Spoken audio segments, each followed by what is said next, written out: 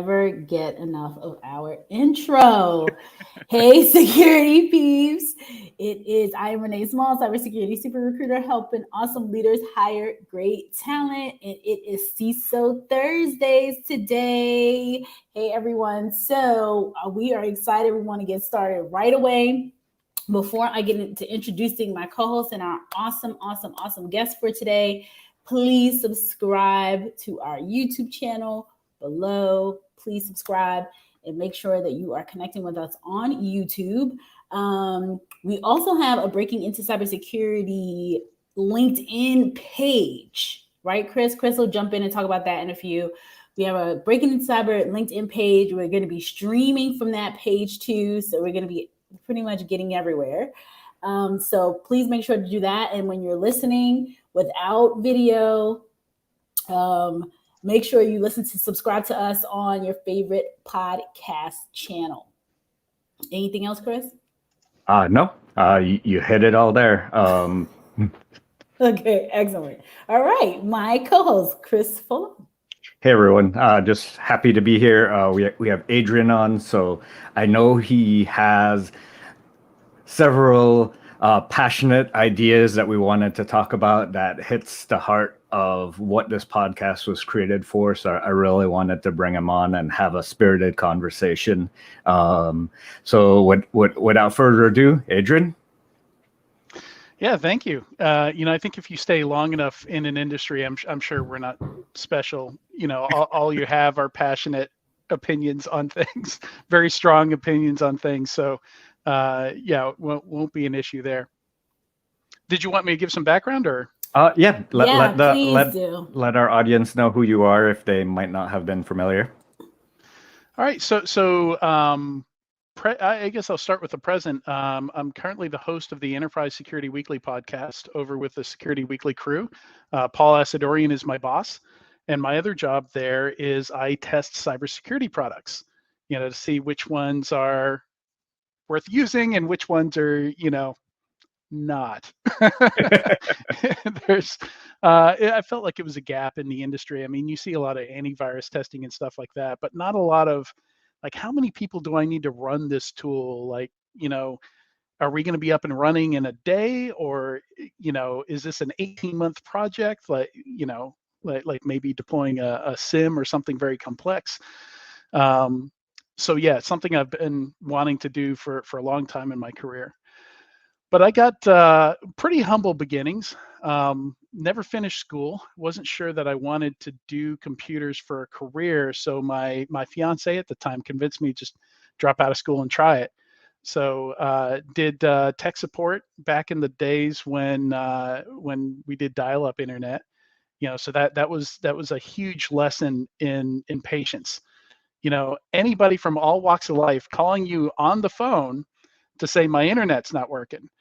Now, and you do your best to help them, but they have to hang up that phone to then try anything you tried to help them with, and almost guaranteed, in a large call center, not to get you back.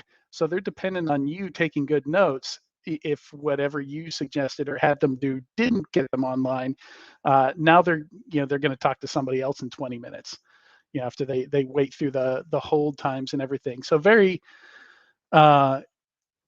probably one of the toughest jobs I ever did. I think each of those calls are exhausting because in your mind, you're walking them through a screen that you can't see. Like there was no let me connect to your desktop or anything like that. It was all like you walk along with your system. We would actually have a Mac back in the corner where you could run off with your wireless headset or I think you'd actually transfer your call. I don't think we had wireless headsets over to the Mac so that you could walk them through. But, most of the time you're just doing it from memory. So 6 calls in a row of that and you're just done, exhausting, mentally exhausting, emotionally exhausting.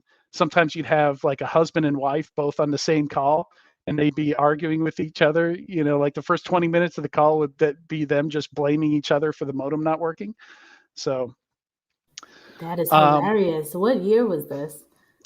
This would late 90s, early 2000s. Yeah, late 90s, early 2000s. I started doing DSL. It was right when broadband started coming out. Okay. is when I was doing internet tech support.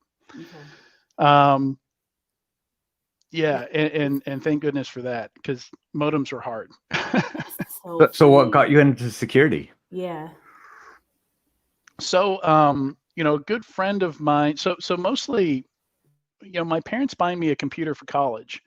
It was the first time I had a computer that was mine, that I could install anything on it I wanted. I could tear it apart, put it back together, upgrade it, and I did all of those things. Like, my computer that was bought for me for college was way more interesting than college. So that kind of started me down that path. I wanted to know everything about computers, from the hardware to the software, to and back then, you could read the internet, like the whole thing. Like, there wasn't that much on there. So the stuff that was on there was very geeky, went very deep. So there were hacker zines and stuff like that. Um, if you just explored the internet, ordinary people, weren't posting a ton of stuff on the internet back then. So it was mostly people who were into computers. So that kind of started me down that path. And a good friend of mine got me into my first enterprise gig. I was reporting to him initially. He knew I had the skills, because we worked on computer stuff on projects on the side. So I was very lucky for that, to have a friend. And even today, I still think that's one of the best ways to get a job, is to know people, and for people to know you as a worker by reputation. And yeah, so got me in, and I had a number of great mentors starting out. It just happened to be a credit card processor, so great place to learn security. Though I did start out on the IT side, and I did IT work principally for the first 4 years. Though I was the main person doing incident response from the very start, because they only had one person in security, and he didn't know anything about doing incident response. So he was more of a managerial type. So it kind of fell to me. I love the transition from IT to security. I mean, I started in the help desk as well, but I think your help desk was a totally different kind of help desk, a lot more complex. Because when I started, we at least had screen shares, Yeah. that we could help people through, or we had to walk up behind them. But Right. So yeah, help desk within a company, that's a lot easier than just like general public. yes. Yeah. Yeah.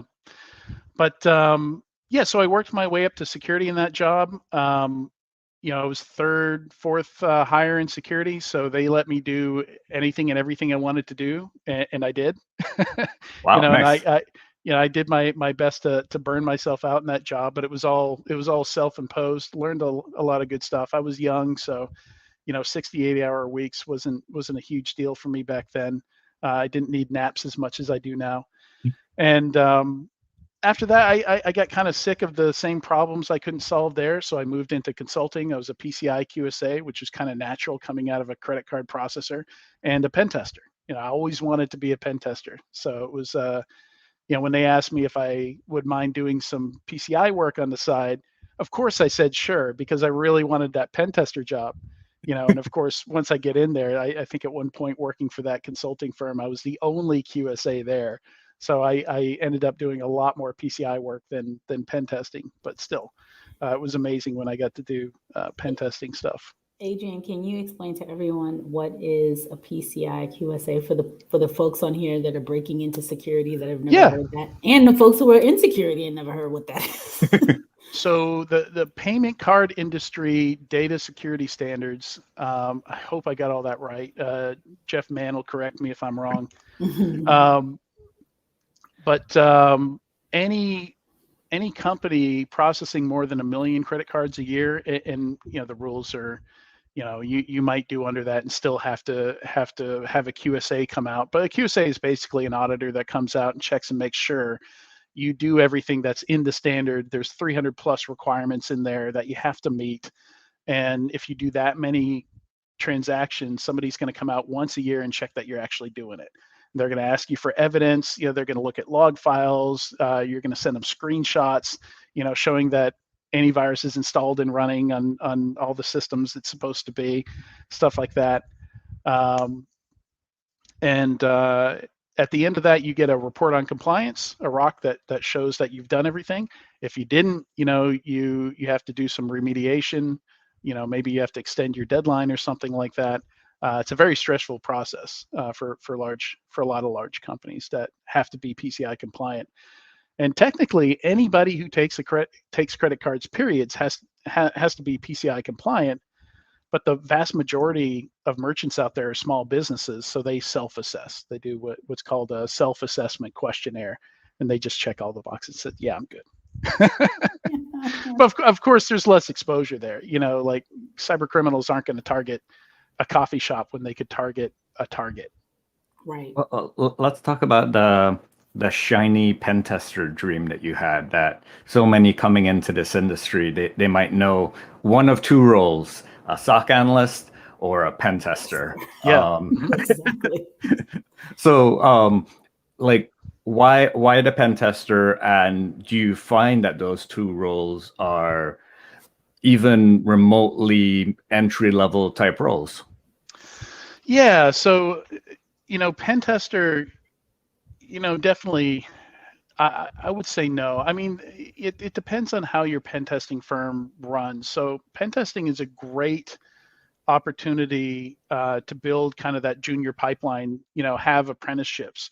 And we did a lot of that. We had interns at the firm that I worked for that would do, the equivalent of ride-alongs, with the pen tests. And we'd explain what we're doing, why we're doing it. So we get to explain the thinking behind doing a pen test.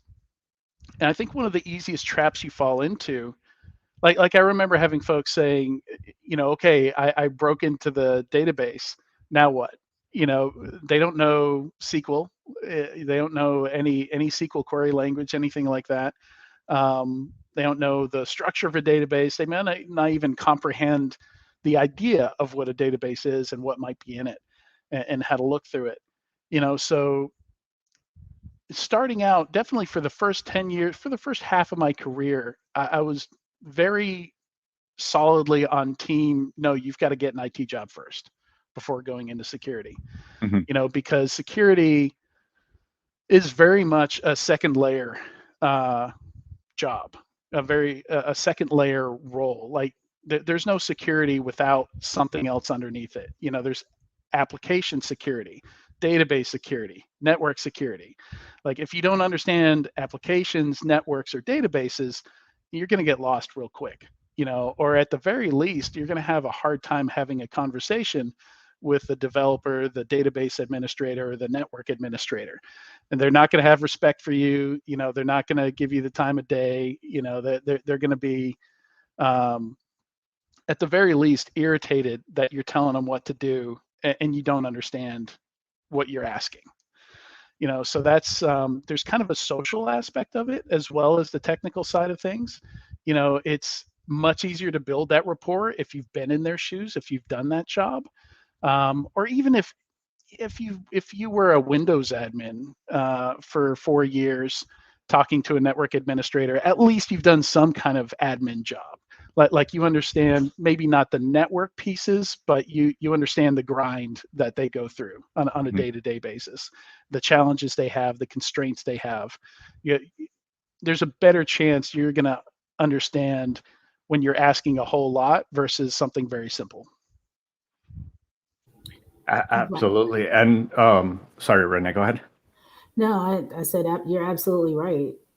Anytime someone goes into a role and they don't have the baseline understanding, it's just going to be, to your point, not get respected, all of that, because you don't know what the shoes that the person is sitting in. So so you said for the first 10 years you thought that way, but you've changed your mind, I'm assuming. I don't know. Okay. So I kind of started changing my mind because SOCs weren't really a thing back then. NOCs definitely were. Yes. So when I started out, we had a NOC, credit card processor. So we were pulling in 4.5 million credit card transactions a day. You better believe there was a NOC and somebody making sure the network never went down. But SOC, not really. And when that started to come around, I started to say, okay, yeah, maybe there are some entry-level fields now, that makes sense for people to get into. Pen testing is definitely the one that boggles my mind. Like, you need to be a serious expert on the IT tech side of the house, before you can even think about hacking some of that stuff and have a full appreciation of what you might be breaking, or the outcome of your actions. I So I was talking. Oh, sorry. Go ahead. what do you think about I mean, they have all these various boot camps, and then obviously the places that say that they are looking for entry level or junior level pen testers. How would that work then? Yeah, I mean, it's easy to think that this is the right way to do it because that's the way everybody's doing it. And, I think that's kind of what happened here is, the certifications, the training resources emerged because there was a market for it, because there was demand for it. And companies started hiring those roles because there were certifications for those roles. So it's one of those things where we didn't intentionally design it that way. It just kind of happened that way. And we have to remember security is a very young field, and it's probably good that we often revisit these assumptions that, pen testing should be something somebody's learning starting out, revisit it and say, does that really make sense? Is this really is the pen test in general even giving companies a good value? Should that be one of the most common types of consulting gigs that companies buy? And honestly, I think no. I think most companies don't need somebody to come in and break stuff to tell them that they're not even close to where they should be. I think what most companies need, where they run into issues, is they need somebody to tell them how to fix it. Kind of find anytime we look at a breach, if I study a breach, the root causes are all in process, in people and process. It's not because you forgot to patch something or because you didn't own enough shiny security tools. It's because you just don't have good process around things. Right. I know Oh, go ahead, Chris. No, go ahead. I was going to say, I know everyone points to Equifax for not patching that, but when you dig down deeper, it really was the people and process, the communication method to say that you need patching and who needs to read those communications, as well as the follow through to make sure that whoever has those assets really did do the patching, and there's none of that process there. So of course something went unpatched. And a lot of organizations don't have that change management under control. Yeah. I identified 25 issues in the Equifax breach that contributed to that failure. And yeah, they were, I don't think there was a single technical piece that failed. It was all people and process. I used to do a threat brief for the CISO that I worked for ages ago. And what was fascinating to me when I actually discovered that it was heavily, when it came to breaches, so heavy people in process, because I used to one of my responsibilities was putting a deck together every week and talking about the breaches that impacted the financial services industry. And every single one, it was tied to people. It was tied to, people process every single time. And I was just, as an HR person coming into security, I was just like, what?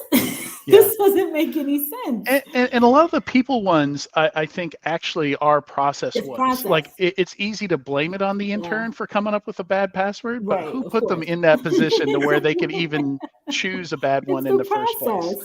It's the process. Always the process. You can't blame the intern for that. Or anybody. Well, you could blame certain levels, but yes, agreed. Okay, a couple comments here. Steve Upshaw says, those are great points. This was earlier, Adrian, when you were making some points. Zoe, our dear friend Zoe, she's always here. Hi, Zoe. Zoe just recently. I love that you have regulars. Oh my God, I love them. So Zoe recently, she's been listening for at least a year, I feel like, and always comes on. And she just let us know a few weeks ago that she got her first IT job. So Zoe, let us know how the IT job is going, because I know a lot of folks here have been looking for a long time.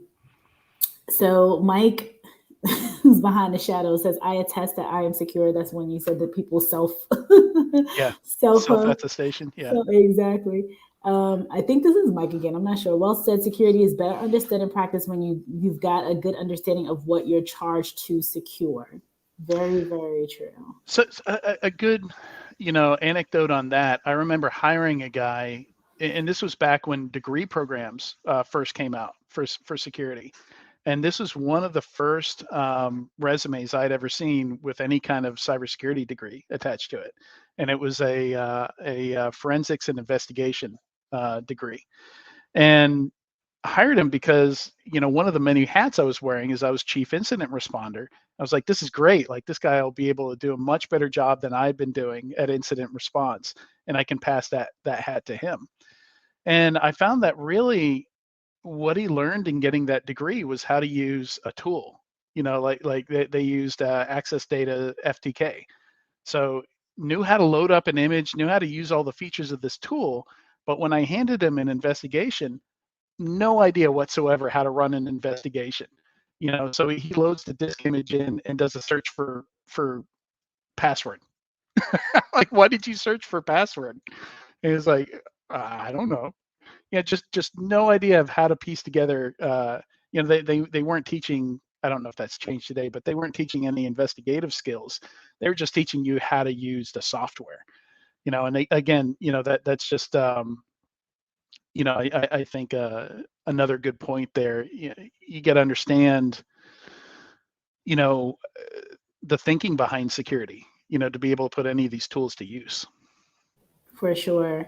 So Aaron says many of these companies don't have the foundational IT governance policy standards and procedures. If they do, they're not followed or even reviewed through a life cycle process.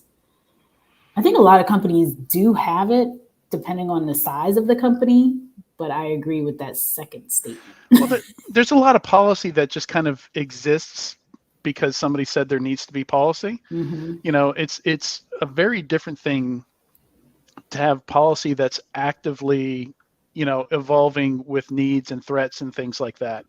There's so many companies, where you go in there, nobody knows what's in the acceptable use policy.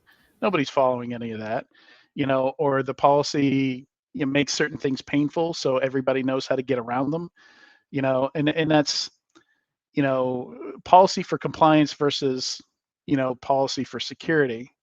And absolutely, compliance and security can kind of work together there, to achieve security goals. But a lot of policy exists just for the sake of compliance because they were told they needed it.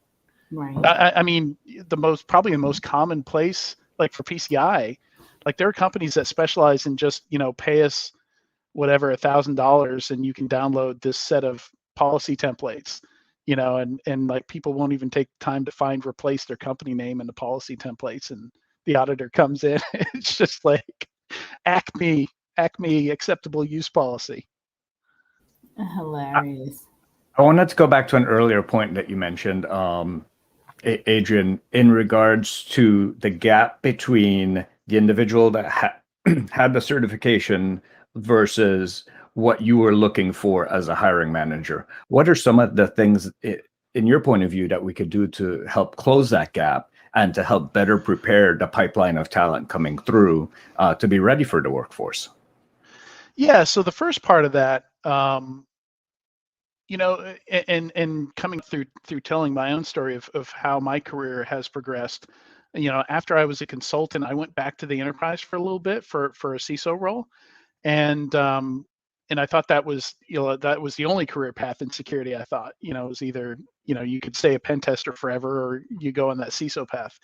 And I realized I could write for the industry for a living. So I became an industry analyst instead. And to get that job, I had to write 2 full pieces in the style, that the most common style of piece that they wrote. One was a spotlight report, which was about trends in the industry, and the other was an impact report. At 451 Research was the company. The impact reports like a highlight a company. And I thought, man, this is a great way to hire people. Like, you don't hire them and then hope they have the skills. Like, you're actually testing their skills before you hire them.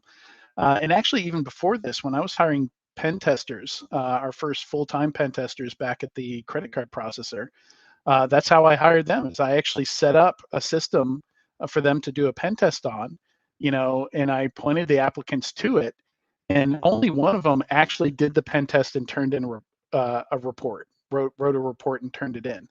Another one did the pen test and sent the results via an email, and the rest of them didn't even try. So, like, very quickly we knew who the top candidate was there. And I've seen the argument, like a lot of people, like, if you're gonna submit your resume to a dozen places at once, this approach of doing a practical test maybe isn't the best way to go. It doesn't work for some people, but then again, like, how sure do you want to be, when you do that hire, that they have the actual skills that you need? Do you feel that having that physical or that requirement disenfranchises those that might not have had access to the education or the technology at the time? I don't know. It's pretty easy to, that's one of the ways that I built my own skills was, building a lab at my house. I just using whatever broken computers people would give me, hand-me-downs. Like, I think I was 12 years into my career before I ever bought a new computer for myself. That computer I was given in college lasted a long time, had a long life. And I worked at CompUSA for a while, so I bought a bunch of stuff, with my employee discount at CompUSA. And then with access to the internet, and the free resources out there, it's, if you've got internet, it's pretty hard not to have the resources you need to at least teach yourself. And that is one of the things we look for, because security is so new and it's constantly changing. The ability to go out and self-educate, is pretty important. I guess the other point I'll make is that some of the certifications that do kind of have that practical testing component, like the OSCE or OSCP, that does help, knowing that certification isn't just a paper test. They had to actually perform some of these skills to be able to get that certification. So some of those help, and then you can spray your resume out to a dozen plus companies, without having to take each individual company's test. Maybe I'd forego the test for that person if I know that they were able to pass the OSCP, because that's a pretty serious endeavor. That definitely is. And I think we had Simon Lindstedt on the other part of this Breaking Into Cybersecurity, and him as a junior thinking that he could go out and do the OSCP, that it really humbled him. Do you often think that some of these boot camps and some of these training academies are misrepresenting what they could truly deliver to the candidates as a money grab, trying to get them to say, oh, we'll train you for the cert for X $10,000 or whatever? Boot camp and degree programs. Yeah. So, I like to say that stuff is useful to get your foot in the door, as kind of in lieu of experience, but experience is still, honestly, if I saw that somebody was doing security work pro bono for small businesses to get that experience versus going to a SANS course or something like that, I know that person, doing work for small businesses pro bono is going to have a lot more practical experience than somebody going and doing a SANS course. So the SANS person might have more knowledge, but the actual experience of, no, I know I can't just do that because, they're going to be down for a day. They won't be able to use their POS system. It's going to shut their business down. Like that knowledge is something that's tough to get across in a training class, because it's not real systems, real people, real money, real life. And the human mind just takes that. Memory works different when you're experiencing it for real. I mean, Gran Turismo, isn't a replacement for a driving class in a real car. I mean, it can teach you some things, certainly. I think I was more ready when I got into a car because I spent a lot of time in arcades growing up, playing games with actual steering wheels and pedals and stuff like that.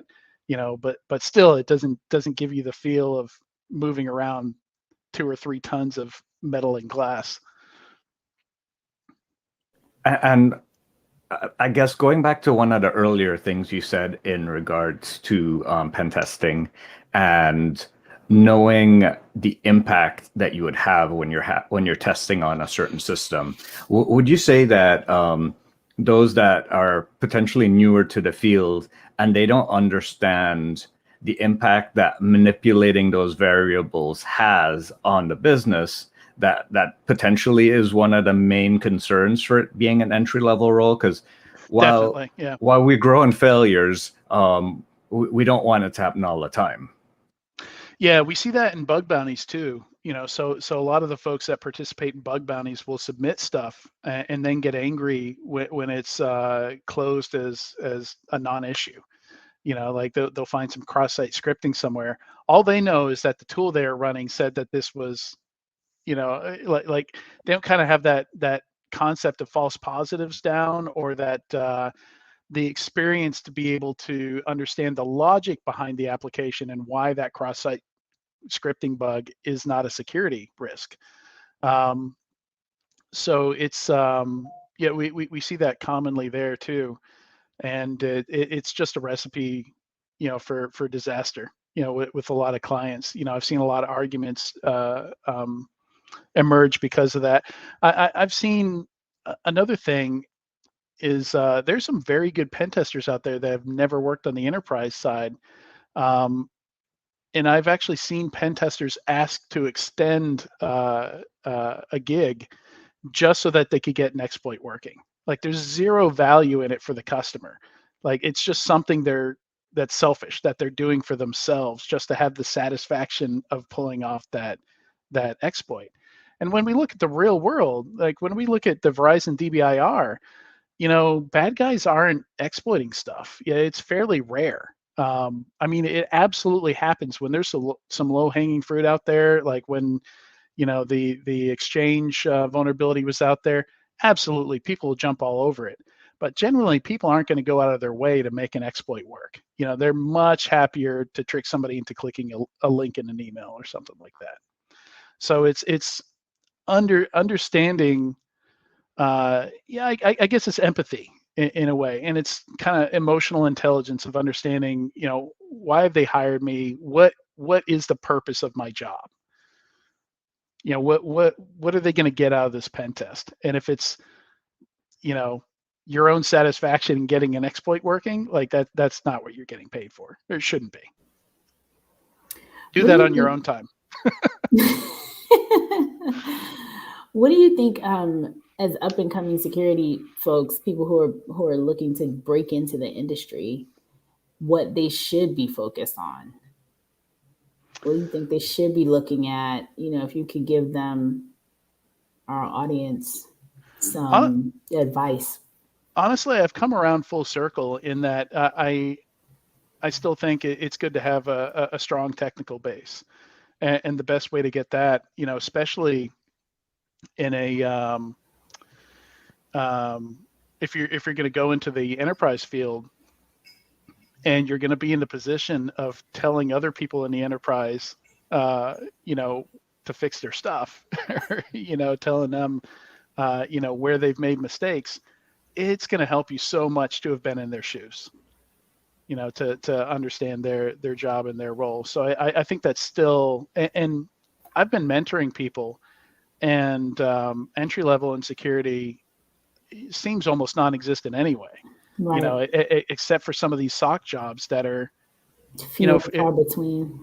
If we're honest, it's our biggest entry level role, and it's also the most likely to burn people out. So is that really where we want to be sending people? if we want to grow this industry, into a job that's uninteresting, it's grueling, and you're not really learning anything doing it. A lot of these entry level SOC roles, you're a little more than a receptionist, redirecting things different Right. places. This goes in this bucket, this goes in this bucket, this goes in this bucket. Like that's not security anyway.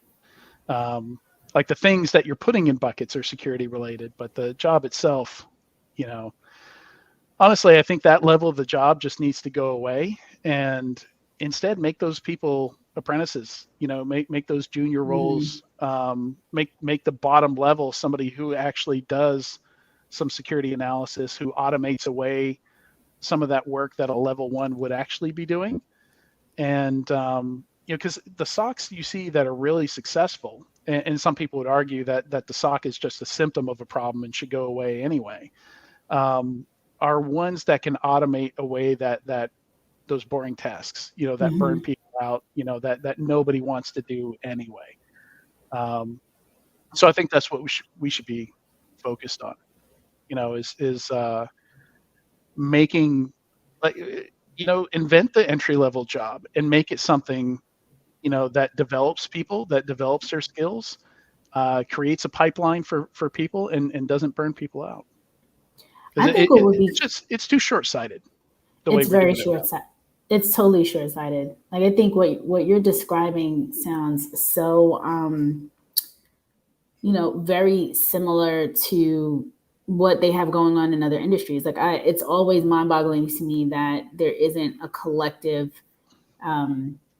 2-year path or something where, if, for example, Adrian, what you're describing, which I guess would be kind of an apprenticeship or whatever, but you kind of hire a person into a 2-year kind of a contract, almost like how, where there's rotation. So, for example, if obviously they don't want to, you don't want them deep down into networking, deep, like the SME in each space, but just understanding, development, applications, networking, like the areas that we need the most, where we need people the most, and then layer that with another rotation of some kind of growth in the role that they would be most interested in. So if you do a rotation of, and they used to have these MBA programs, I don't know if they still have that, where you do like a 2-year rotation, they rotate you in marketing and put you in accounting, finance, this, that, the third. And then at the end, it's like, hey, where do you want to go? And what out of all of this is very interesting. And that's the path into, okay, now you're going to be application security, still relatively junior, but you had 2 years of understanding all of this, and you got a baseline understanding of applications development, that kind of thing, so that when you come in, you at least know something versus zero. And your example is perfect. Growing a professional workforce is not this is not the first time this has happened in humankind. like we've solved the problem. Right. You're talking about doing rotations and things like that. We've got countless other professionalized fields to draw on for how to build a professional workforce. Right. But I think some people in security, and in some ways security, yes, it's unique, and certain problems only we have. But how to grow a professional workforce is not one of them. A lot of these issues that we're running into are kind of self-imposed, and all we have to do is look at another field and see how they handle this. Right. There are plenty of other fields, that professionalized fields, that have emerged in the last 100 years that we can learn from. Even 30 years. I mean, Yeah. IT as a whole. There were rotational programs. There are rotational programs. Yeah. So one of the things I would do, that reminds me, when I would hire somebody, and this is, kind of a similar approach, but for a different purpose, is before they get into any regular meetings, before they'd start their job, first week or 2 weeks after hiring somebody, I would have them sit with people in different roles around the business, so that they would learn what we did, as a business, what different departments contributed to that business, what applications they logged into, how they did their day-to-day job, because it would do two things for them. It would give them perspective on why the business exists and how it runs, and also they would build rapport with people in these other departments that would benefit them throughout their job, throughout their time working for that company. And constantly I would see like these people I hired, because I didn't have the benefit of that when I joined that credit card processor, but everybody I hired, like when something would pop up that would have to do with a certain department, they would immediately know somebody to go talk to and Right. ask a question about, or they'd already know the answer because they spent their first week shadowing with those people. I think the Yes. other thing that that allows you to do is see a problem from a fresh perspective, right? I remember first couple weeks on the help desk and helping the business, they would go, "Oh, I do this because," and it's the workaround. So they're working around the self-imposed problem either by security or by IT or just to get their job done. And then when you can decompose that, or you can see that firsthand, you could go, why would they do this?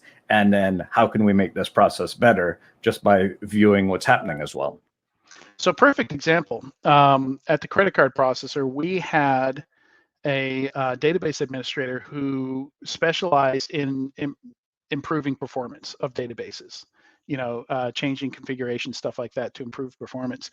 Once on a Thursday at like 1 p.m., she took down the main customer database, the main CMS, in the middle of the day, and just didn't occur to her that 1,200 people were currently using it, and like the whole call center was down. They basically had to tell people on the phone, our systems are updating, or whatever line they give you when things crash.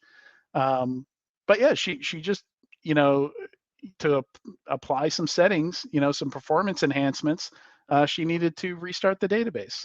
So she just did it in the middle. It just didn't occur to her that there were people on the outside of our door, because we were even physically, IT was physically removed from the rest of the business. We physically could not see them.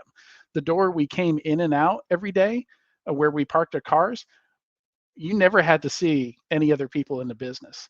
So, I can kind of see how you can forget that they exist, and, again, going back to pen testers, I think having that perspective, uh, being able to see things from other people's perspectives is super, super important for so many parts of what we do. Like putting security controls into place. Oh, this just takes another 2 seconds. That's not a big deal. Well, if I have to do it 1,300 times a day in my job working in the call center, 2 seconds adds up. Go Yes. ahead with the. Couple comments here. Well, Zoe, she says her new job is going great. She's at work right now, which is awesome. Steven said a lot of SOC analyst roles are being relocated overseas, which is another point with the SOC analysts. And then Jimmy says, what would be one of, or asks, what would be one of the top things that would set apart someone applying for an entry-level role as a SOC analyst without experience? Having some experience. So it doesn't even need to be in security. So somebody who is like a manager at a Best Buy, for a long time, Mm-hmm. I know they have a lot of experience dealing with angry people,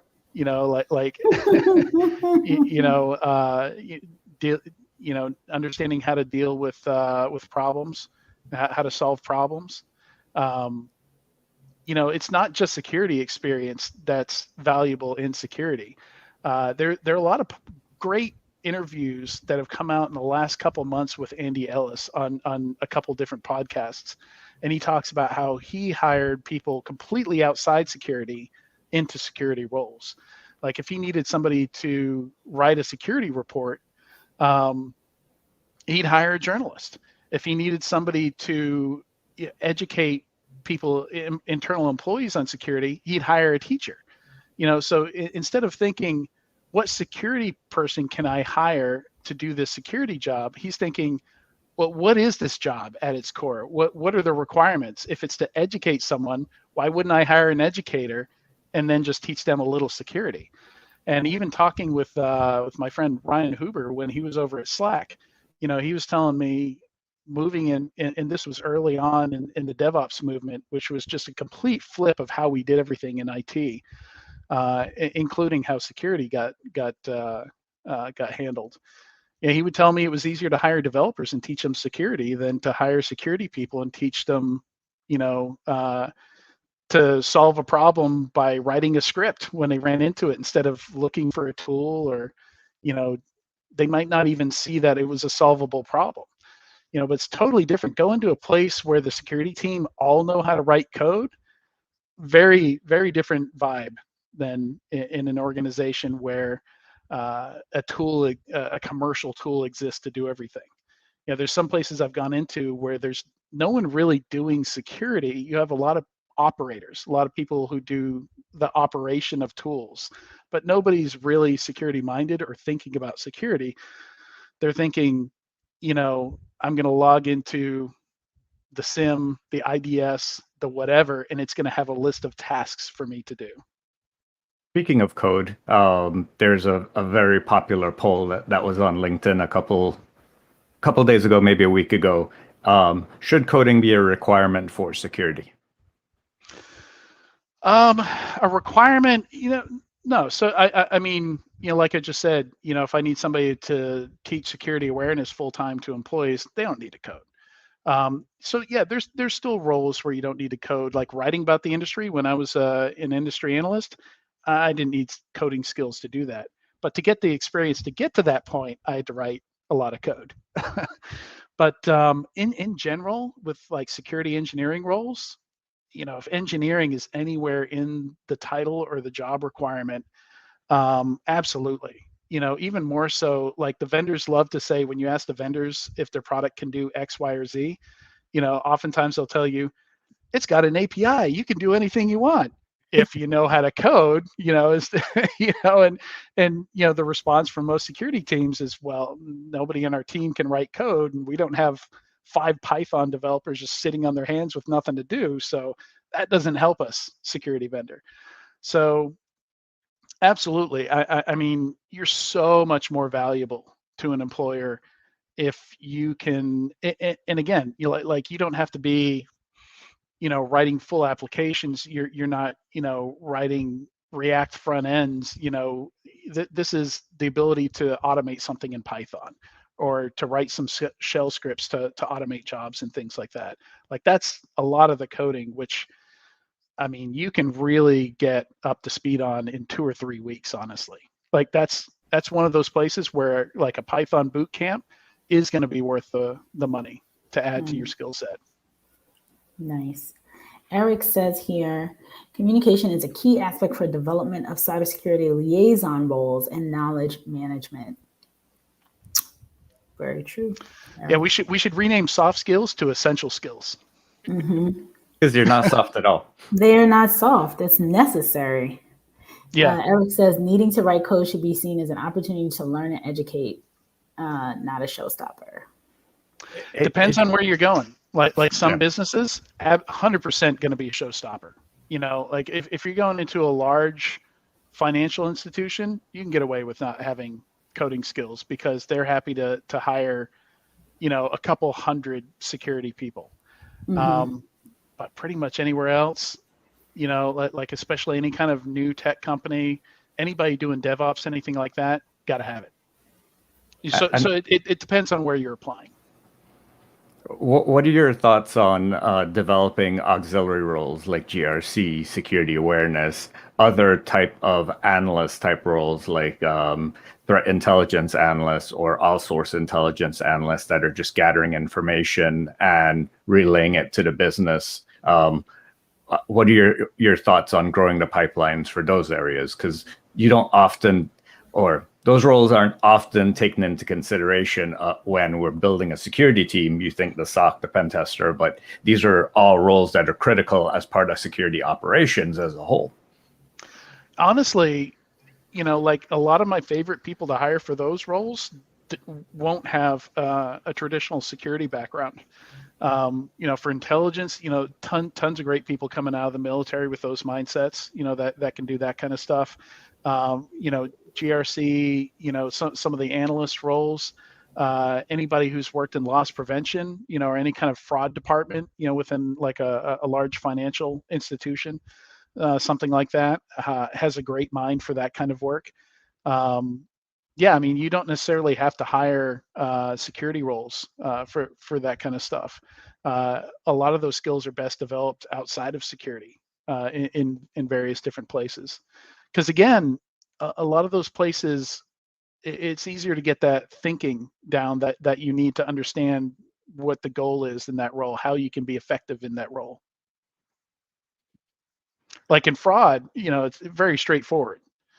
It's most loss prevention fraud departments understand prioritization, the importance of prioritizing the data that you've got, because you'll never have time to go through it all. So almost all fraud or loss prevention departments will have some kind of cutoff, like any fraud under $400, we're not going to worry about, we're just going to focus on the big stuff. And in a lot of security teams, if you have somebody without that kind of background, because it's not money, they don't think of it that way, and they try and go through everything, and you're lucky if you cover 2% of the numeric stuff. But if you prioritize it, maybe you can cover 98% of the risk, while only covering 2% of the actual alerts. I'm thinking of those transferable skills. How does someone highlight them in a way to make themselves attractive to a hiring manager? I think that's tougher. I think that's something where, hiring managers and recruiters can pull in there. Often when I'm working, or mentors also, working with a lot of my mentees, I'll interview them, I'll talk to them about their life experiences and things like that. And almost every time something comes up that I feel like should be highlighted on their CV or their resume that they wouldn't have even thought to put on there. To me, knowing what kind of skills are needed in those roles, it jumps out right at me. So you really need, somebody that has experience in the field, to not only just look over the resume, but to interview them, figure out what didn't make it on the resume that should be on there. Earlier, you talked about the networking component, like at the very beginning when you did your introduction. Yeah. And talked about, how you got your first job, and how someone, that person that you went on to work again for that individual. So we have a couple minutes left. I think this will be a good wrap up component, talking to folks about how important networking is in trying to get into this industry. Yeah, and there's a lot of ways to go about it. So I don't think it was. So one of my mentors, actually, Dave Shackelford, is the one that really got this across to me. Really encouraged me to get on Twitter back in 2008, 2009, and to get more involved in the community. And that's really the easiest way, I think, to build your network. I mean, some of it's going to happen naturally as you work in different jobs, you work with different people. I live in Knoxville, Tennessee, and in East Tennessee, it's a small world with cybersecurity. Most people have cycled through the same businesses headquartered in the area. Probably most smaller metro areas are like that. Oak Ridge National Labs is 15 minutes away from me, and they've got a sizable security team. So a lot of people have worked there. But you can absolutely boost up that network by getting more involved in community stuff, Discord servers, asking for people to mentor you, asking questions in different places. Podcasts like this, great place to ask questions, to get to know people. Before you know it, you're connected to a bunch more people on LinkedIn, and you have a network like that. So if people understand you and what your skill set is, and they've talked to you, they understand that, the industry, they know what you're going to come up when they're looking to hire, or if somebody else is looking to hire, they're going to mention to them, hey, I'm looking for somebody with X, Y, and Z skills, and if that's someone that you talk to often, you're going to be, kind of top of mind with them, so it's that's really important too, is, especially as we're working from home, is, talking to people on a regular basis, engaging in some of this virtual online stuff as well, getting your name out there. So it's almost like marketing. It's like promoting yourself as a brand. It is really, really effective. I think every job that I've had, from pretty much 2012 on has either come from people I've known on Twitter or people I've known online. Oftentimes never met in person. In person. Mm-hmm. Yeah. Wow. So much knowledge. Thank you so much for coming on. And just to kind of hone in on that networking point, that's how I met Adrian, online in a really great Slack group. It's much more than a Slack group. But. Yes, we're a network of tinkering individuals. But really appreciate your support and coming on and joining Renee and I today. Yeah, Absolutely, no, it's my pleasure. Adrian. No, it was such a pleasure having you on. And I mean, this is how Chris and I met on LinkedIn. Yeah. So we didn't meet each other in person until a year and a half in, something like that. Yeah. We had been doing the show for a year before we met in person. So it's so very important. So thank you so much, Adrian, for coming on. Thank you, Chris, for making this happen. And, for everyone, all our audience members out here, we'll see you with another CISO Thursday next week. Bye, everybody. Bye, everyone.